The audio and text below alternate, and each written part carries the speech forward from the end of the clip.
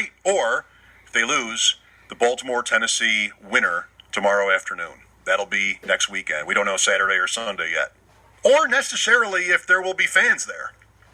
But reports on today, Bulldogs, seem to be that it was a success. I'm glad to see that. Yeah. It was nice to see people in there, even as sparse as it was. So hopefully things went well enough that they can pull this off again for next week's game, whether it be on Saturday or Sunday. Let's get to calls again. We have Joe with us. Hi, Joe.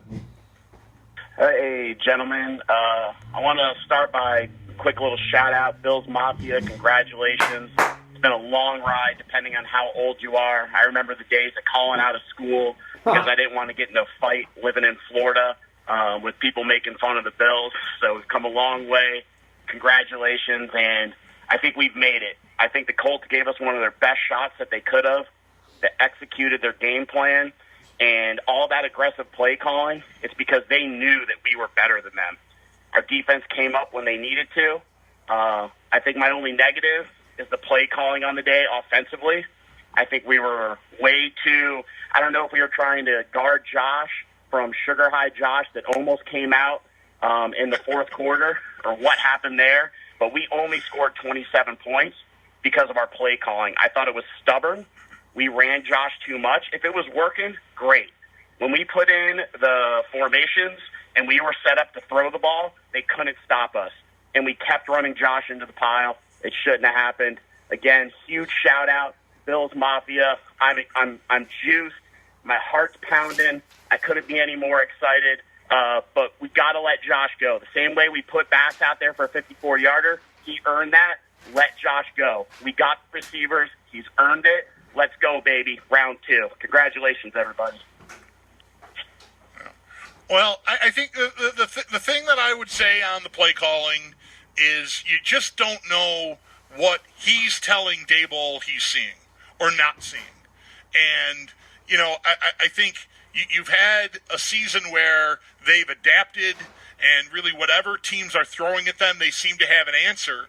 And I think when you get a series like I talked about a few minutes ago where you run it 3 times and punt, I think it might be in part because Daboll isn't trusting that Allen is seeing what he needs to be seeing on whatever plays he's calling. Like that, and you give Indianapolis some credit there. Like maybe they're a step ahead of the Bills on that. So they're, what they're expecting to get off of this look or that look, Indianapolis is doing something different, and it's confusing Allen, and that's when I think you see them pull it in a little bit and just try to be careful because they might not trust, and it might be Allen even saying, like, I'm not seeing it. I don't know if he's the sort of person to use Sam Darnold's descriptive of I'm seeing ghosts or not, but you just don't know what the communication is between Allen and Daboll in that situation. So there might be a reason why they pulled it in when they did, because they were worried that maybe Allen wasn't seeing things the right way.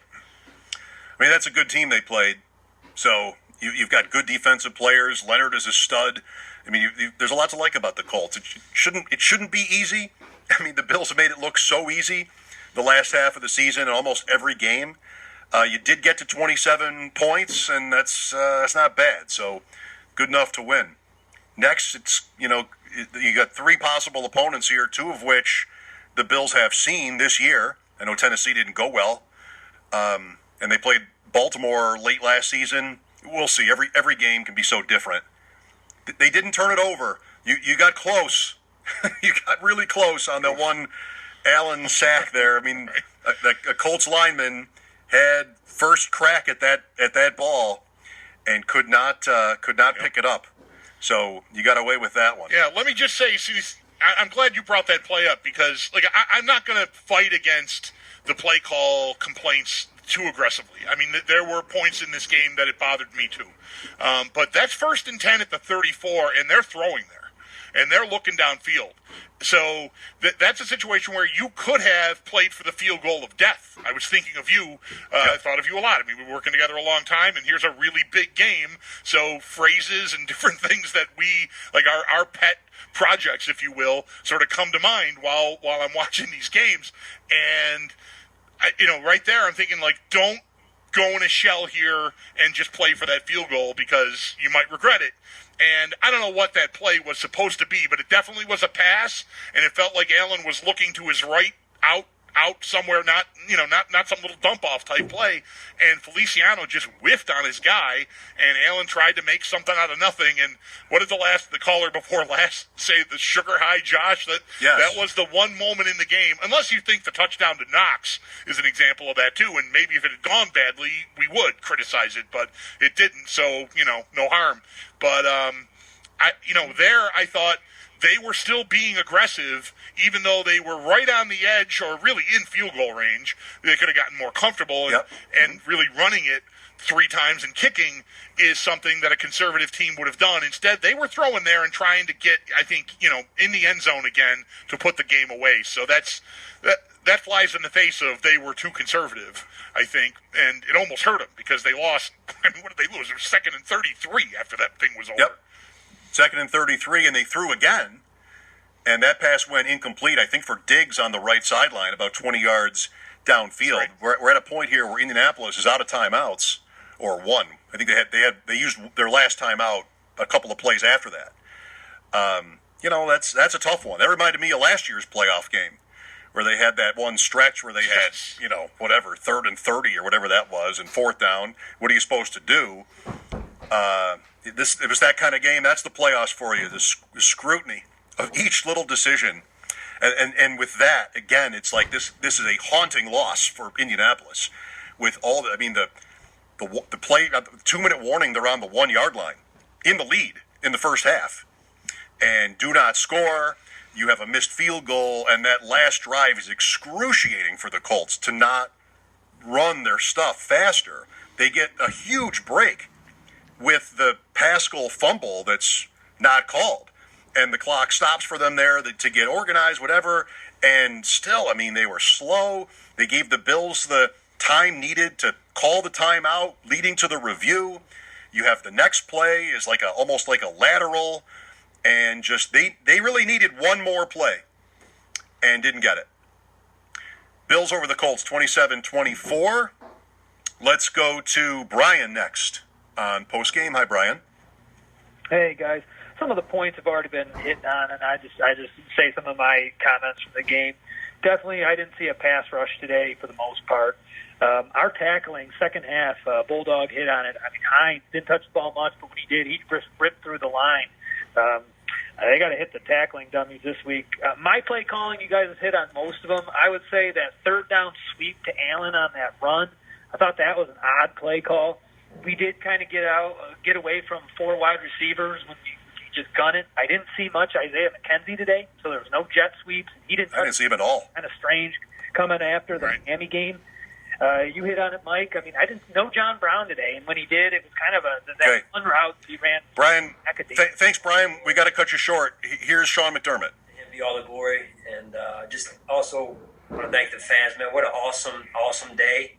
I know not all the fans out there could be with us today, and but we know you're at home cheering for us and supporting us. But what an awesome day, just in terms of the fan support. Kyle leading us off with the opening video, and just a very special afternoon for everyone, including everyone that roots for the Bills across the entire world. So really appreciate everyone out there, and go Bills. So with that, we'll open up to your questions.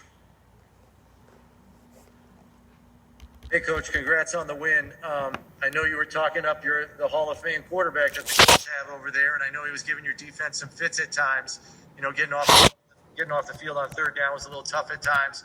But your defense had timely plays, it seemed, today, whether it was at the end of the first half down there, backed up on their goal line, or obviously the knockdown with Micah at the end. Can you just address how when plays absolutely had to be made in this game, your defense delivered?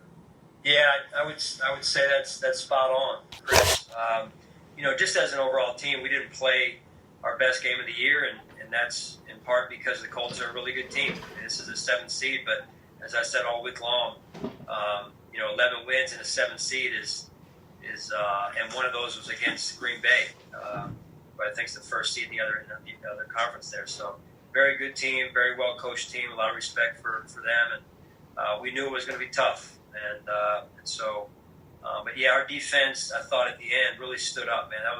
That's a tough situation. Fortunately, we had the sack on offense. I thought we had momentum and chance to go up, maybe 6 or 10 at that point. But, we weren't able to, and I thought our defense stood up in a tough situation against a Hall of Fame quarterback, so it was good to see. And then just with respect to, the Hail Mary play, Micah just comes from deep. It almost looked like he's taking a running slide not a running slide, but a running shot at a center field ball. When you got to dive for a center field, you look like a center fielder, but then out-leaped everybody just to smack that thing down for certain. I mean, it looked like nobody was stopping Micah on that play. Yeah, it looked like it was well executed by our defense, and I felt Leslie Frazier really called a good game down the stretch there, and the players executed, and I really liked the look in their eye when they took the field that last drive. Thanks, Coach. Coach, Mookie Hawkins, Waco Sports 1080. Great win out there today. Thanks, Mookie. Appreciate it. Now, the Indianapolis Colts probably is one of the most well-balanced teams that you faced all season. So how proud were you to see your team rise to the occasion and protect the house? Yeah, as we looked at kind of the options of who we could play even before the postseason was set, even before the last week of the regular season. In fact, we were kind of doing our research, and the numbers speak for themselves. They were one of the more well-balanced teams, offensively, defensively, and special teams. And as you saw, they gave us fits today. And like I said, they're well coached. They don't beat themselves. Very disciplined group. Now, Coach, your very first playoff win. Just describe your emotions with your team. Yeah, man, it was good. Just extremely, extremely blessed to be a part of this, me and my family. So on to the next one. Honestly, looking forward to getting some rest tonight and just relaxing a little bit and watching some of these other games play. But it's never easy in the playoffs, and I thought our guys, really showed a lot of guts today. Absolutely, Coach. Relax and enjoy this one. It's back to business on Monday, man. Good luck. Thanks, Mookie. Hi, Sean. Adam Benini. Congratulations again. Thanks, Adam. I'm going to kind of follow up a little bit on what Mookie asked there. Do you? I realize you're just minutes out of the most intense game of the season, right? But to put in perspective, over the 4 years to have built to this point and to see that kind of come to fruition and to earn this victory, not just for you, obviously, but for the organization, the significance of that tonight. Yeah, this. I'm fortunate I've been in this. I think it was my 28th or 29th playoff game. So I've been in. I've had opportunities like this, and I'm very grateful to get the win as a head coach. But I think I'm more happy for our team and our fans and Terry and Kim and all the people that have worked so hard even before we got here, honestly, and for the fans to stand behind this team the way they've done over the years, and the fans and how much noise they made today, even at 6,700, I guess was the number. Incredible, man. Just you could feel it in the air. Just the atmosphere and the environment was almost like it was full, especially down the stretch there, and just special. Only in Buffalo. Yeah. All right. And if I could just follow up, I want to keep this kind of an open-ended question because Josh talked about it and some of the other players. From your view, what was the difference in your team from maybe a poise standpoint from last year's game at Houston to this game today? Yeah, I think just leadership probably more than anything, maturity, professionalism. That's what comes to mind more than anything, Adam. All right. Congratulations, son. Thank you. Yeah, thank you. Hey, Sean, congrats on the win. Yeah, thanks, Heather. Appreciate it. Josh said that, it's not a big deal, something to the effect of it's not a big deal when we don't get off to a fast start, in the sense that they have this ability to bounce back and turn it on when they need to. Just what does it say about this offense that they can do just that even when they do get out to a slow start? Yeah, I'd like to see some faster starts. But, sometimes you got to give the defense credit too, or the other team credit. They prepare and these are all good teams. So we're going to be able to learn from this tape though as well, and try and do a better job next go around. But I do like how we are able to communicate as coaches and adjust, and the players are able to take those adjustments and apply those to the game and get back on track. The field position the first half was we weren't playing good team football, good complementary football, and so I thought we did a better job of that a little bit in the second half. But again, I thought we played obviously good, but not our best style football, and that's what we got to get corrected this week. And then just the emotions, we saw it pointing up to the sky when, after they knocked down that Hail Mary, just what was going through your mind at that very moment? Yeah, just praise God. I mean, just, just very thankful for these group of men and women in our building, and the environment, everything. I mean, it doesn't happen. It's never just one person, Heather. And I know people talk about, that's the narrative sometimes. It's, this person, that person. But to do what we've been able to do it's never one person. And I think that's what our team embraces. That's what the organization embraces. And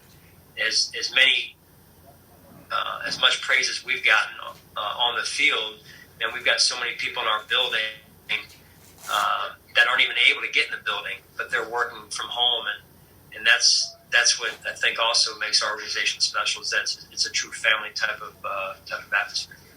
Awesome, thanks, Sean. Congrats again. Yeah, thanks. Hi, Sean. Matt Fairburn here. That final drive, a couple of timeouts you guys took, one after that fourth down play, and one as you guys were getting ready just after that. What do you think those did for your team? I know the first one you're probably trying to get the officials to look at something, but what do you think those two did for your team there? Well, it's always different, Matt. Every situation is a little bit different, but the one, help me with the one. Are you talking about the one before the field goal? The one after they converted that fourth down, and the officials ended up looking at the play. They didn't overturn it, but you guys had some extra time to kind of figure out what was going on.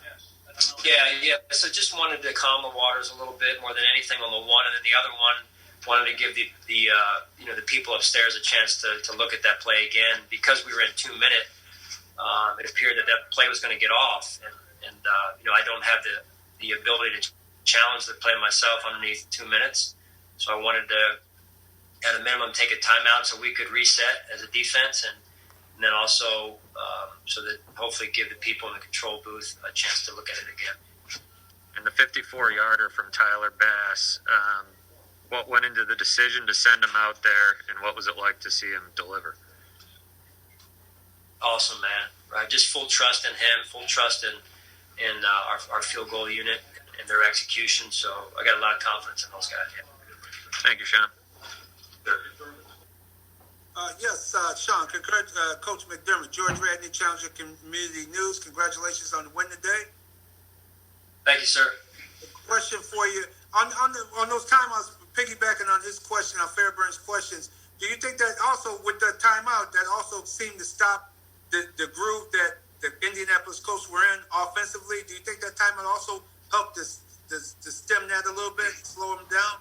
Yeah, I mean, they were in a rhythm, and they got a Hall of Fame quarterback, and he just was making. I mean, he was on today. He was making some great throws, and they were in sync. And I think sometimes you use it for that as well, and also to give our guys, like I said, a chance to rest and reset, because you're playing 10, 12 plays in a row on that drive, and that can tire out a defense. So, yeah, I think all of that was what helped us work and worked in our favor. All right, thank you very much. Take care. All right, thank you, sir. Hey, Sean, Jason Wolf with the Buffalo News. Congratulations on the win. Thanks, Jason.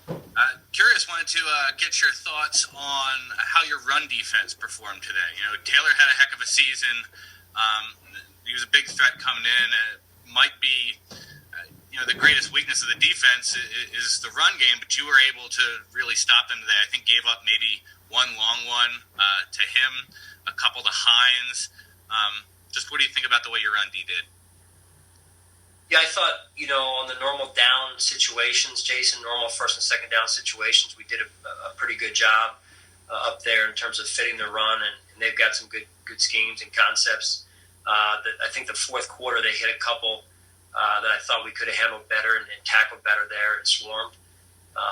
So yeah, there was, I think some good to it, and then obviously some things we have to correct this week.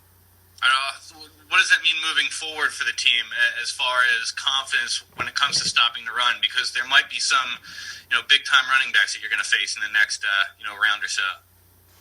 Yeah, no, that's big. I mean, I think they take it personally. They accept the challenge, and that's what you got to do. You got to respect every opponent and know that you got to continue to up your game each week, and that's how the playoffs are. And every opponent we're going to face, including this opponent today, is going to be good and well balanced. And so whether it's a running game, quarterback, receivers, we have to continue to grow as a team, in this case on the defensive side. But I'm really, really proud of that defense, the way they stood up. Man, they showed a ton of guts. I thought, the coaches did a really good job on the sideline, communicating with them and continuing to adjust throughout the game, which is important. Congrats again. Appreciate you. Sure. Thank you. Congratulations, Coach. Just talk about how Gabriel Davis, those 2 catches he made there in the first half, how that kind of got you guys kind of jump-started on offense, being big plays.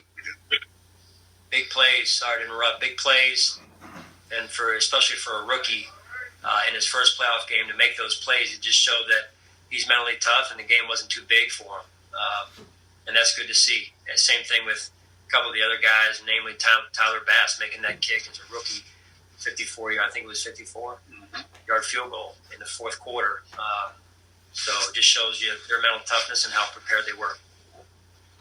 Thank you. Yep. All right, Sean, that's all for today. Okay, thanks, guys. Thanks, Q. Congrats, buddy. Bills over the Colts, 27-24. On to round 2. Sean McDermott's comments brought to you by Northtown Automotive. Whatever you're looking for, you'll find it at Northtown. Mike Shope and the Bulldog here with you. 803-0550 is our number. Eye on the quarterback, brought to you by Great Lakes Building Systems. They keep an eye on your business so you don't have to. Great Lakes Building Systems, our business is protecting your business. It's a while ago now. We've been listening to McDermott. But one thing notable about Josh Allen's game was that we saw him run the ball, and by design, more than we've seen so much lately, reminiscent of more early season games with Allen. But 11 for 54 and a rushing score, the one right before halftime. Through the air, 26 for 35, 324, 2 touchdowns. The one was hilarious, the first one, to Knox. And then vintage Allen and Diggs there in the, I guess that's the fourth quarter, early in the fourth quarter, that play. Yep, the running was very interesting. I mean, and we'll see how this unfolds, and we'll see how long the Bills get to keep playing. We know they'll have another game next weekend now, and maybe it's another thing you just want to have your opponents preparing for. You certainly don't need to screw around and do things that aren't going to help you win the game. But if you can, sort of Allen as a threat running the ball, that might loosen things up for, I'm going to say Devin Singletary and someone else, because I'm not optimistic about Moss. It did not come up while McDermott was talking there, and it doesn't really matter if it would have. I'm sure he would have said he hadn't talked to the trainers yet, so he's not sure. But we all saw Moss get carted off and look pretty serious. So they may be down a running back. And, not for nothing, it's a running back that I think was playing more than Singletary at the point in the game he was hurt. They seem to trust him, whether that's pass protection or even as a receiver out of the backfield. So, not an insignificant loss, but it is a running back, and you've got another one and a few more that you can suit up for game day if it comes to that. But Allen running was a feature today. Antonio Williams, Bulldog. Maybe right. We'll see him there again. It is. Yeah, he was pretty good last week. We'll take a timeout, look for more of your calls. We'll hear from a few Bills players as well. Postseason edition, post-game coverage. Bills over the Colts, 27-24. Mike Shope and the Bulldog here. This is Buffalo Bills football.